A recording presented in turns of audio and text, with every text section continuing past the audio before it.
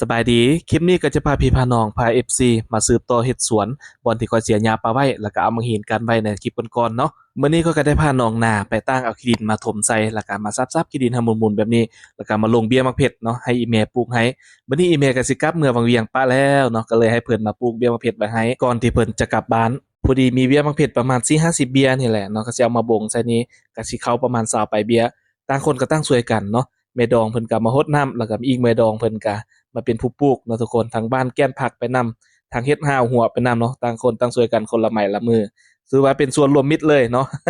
ร่วมแรงร่วมใจร่วมแรงงานพร้อมไอ้เฮาก็บ่อยู่นิ่งเดียวดายเนาะก็เฮ็ดหยังได้ก็เฮ็ดช่วยกันเฮาก็มามัดหัวมัดห้าวตัวนี้จะเป็นห้าวแล้วค่อยจะเอาตะนางมาใส่เพื่อป้องกันบ่ให้ตัวไก่มาเคียดอันที่จริงแล้วเขาเจ้าบ่อยากให้ค่อยเฮ็ดเนาะเขาเจ้าฮักสิพากันเฮ็ดแต่ค่อยเวลาที่เห็นคนเฮ็ดเวียกนี่ค่อยอยู่หลาบ่เป็นเนาะคันตีนคันมืออยากช่วยอยากเฮ็ดนะมันบ่ได้อกได้ใจ ต้องได้ลงไม้ลงมือเองเนาะจังสิได้อกได้ใจบ่ว่าเวียกหยังก็อย่าเนาะบ่สร้างอยู่ล่ะตอนนี้ก็ฮอดขั้นตอนมัดเห่ามัดหัวแล้วเนาะทุกคนแล้วก็จะเอาตะนางมาแปะใส่ป้องกันตัวไก่คือว่าและเพราะว่ามีไก่น้อยเขาเจ้าอยู่ข้างเรือนเนาะหลายตัวเติบมาคลอดมาเคลียร์โอ้ตั้งแต่ค่อยเสียหญ้าแล้วก็เอามังหินมากั้นไว้ในคลิปก่อนๆก็โดนเติบแล้วเนาะทุกคน FC หลายคนก็ท่าเบิ่งท่าแย่งอยู่ว่าค่อยสิปลูกหยังเนาะคลิปนี้ข้อยก็จะมาให้เบิ่งเด้อ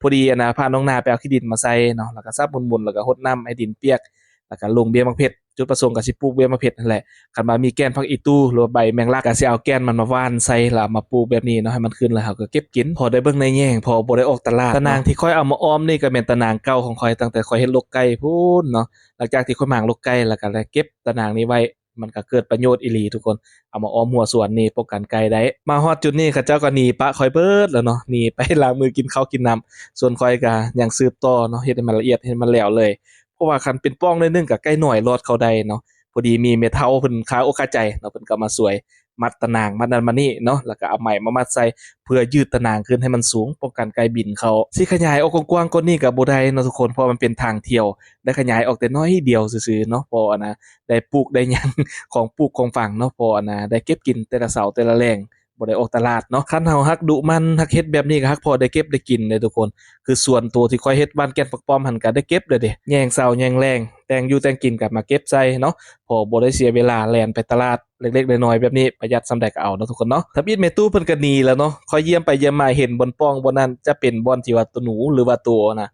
ไก่เนาะจะรอดเข้าไปได้ไก่น้อยเข้าไปได้ก็เลยให้แม่ตู้เพิ่นเอามาหินไปใส่ทุกคนแล้วตอนนี้ก็สำเร็จเสร็จสิ้นเป็นที่เรียบร้อยส่วนน้อยเฮาอยู่หน้าเรือนเนาะอยู่แคมทางอีก ไว้ประดับประดาหน้าเรือนเนาะไว้เบิ่งใบแยงพอมีเวียกอันเฮ็ดพอบ่เหงาว่าซั่นซะส่วนน้อยเฮาก็เป็นอันสำเร็จเสร็จสิ้นเนาะทุกคนก็สิมีส่ำนี้ก่อนเนาะมีเวียกประเภทแบบนี้รอท่าเบิ่งตอนมันใหญ่เด้อเดี๋ยวสิมาถ่ายให้เบิ่งรับรองว่าเต็มแถวนี้เลยแหละเนาะเป็นมากๆก็สิเก็บไปเพื่อพี่เพื่อน้องเฮ็ดคลิปให้ FC ได้เบิ่งได้ชมไปนำกันเนาะแปลงนี้ก็จะเป็นผักที่ข้อยเฮ็ดไว้ในคลิปก่อนๆเนาะทุกคนตอนนี้ก็เป็นเก็บเป็นกินแล้วทั้งผักชีผักป้อม แล้วก็ผักหอมบัวเนาะเห็นบ่ทุกคนก็แนวเฮ็ดมันก็ฮักพอได้เก็บได้กินพอประหยัดเวลาบ่ได้ออกตลาดตะลีเนาะทุกคนประหยัดรายจ่ายส่ำใดส่ำหนึ่งก็เอาเนาะฝากกดติดตามกดไลค์กดแชร์เป็นกำลังใจให้กันเด้อ